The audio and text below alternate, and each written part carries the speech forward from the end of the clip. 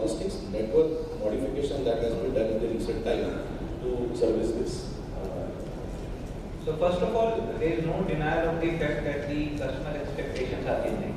And as everyone was talking, we are the customers. We ourselves have seen how we have evolved, how our parents have evolved, who have not seen the technology.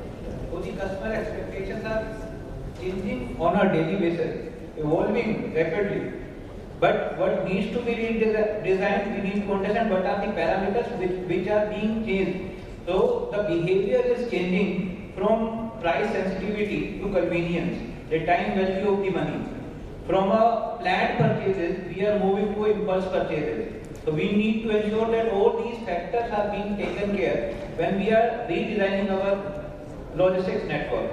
So we need to move from a more resilient to a more intelligent supply chain to ensure that our inventory placement is at the right nodes, which ensures that we have assured availability, because customer can move from one brand to another if a product is not available. So it has to be and a faster responsibility for it. So I will bifurcate into two different pillars of logistics: warehousing and transportation, how certain networks are being redesigned. So coming to warehousing, firstly, we move to a centralized warehousing with the GST coming in.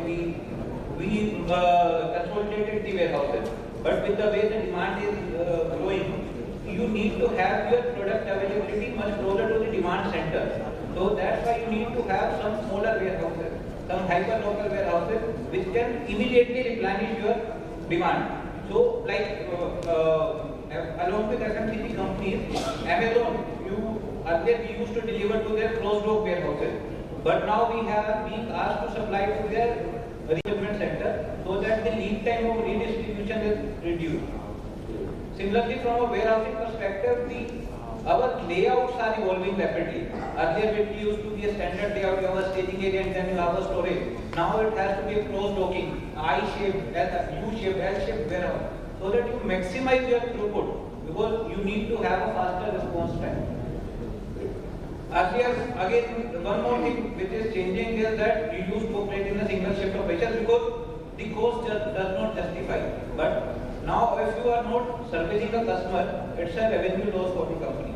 So you need to ensure that you move to a cost-effective solution. I will not say just inflate the cost, but can you have a staggered shift operation so that whenever there is a demand, you are immediately able to service. Similarly, coming to distribution, again, the quick commerce specifically, earlier they were delivering, expectations were that you deliver it in 5 days after raising a purchase order. Now the expectation is, can we move to a D+3, D+1 delivery? What it means is that you need to have a more frequent dispatches, and your load sizes are also reducing. Earlier you used to command that I have a MOQ, being logistics, because I also need to manage my costs that I will service if my MOQ is met. But now that has to change. Now you are moving to a more dedicated fleet type of operation, so that your responsiveness is increasing. And the one thing that combines both warehousing and distribution is technology. The adoption of technology is a no-brainer. It has to happen.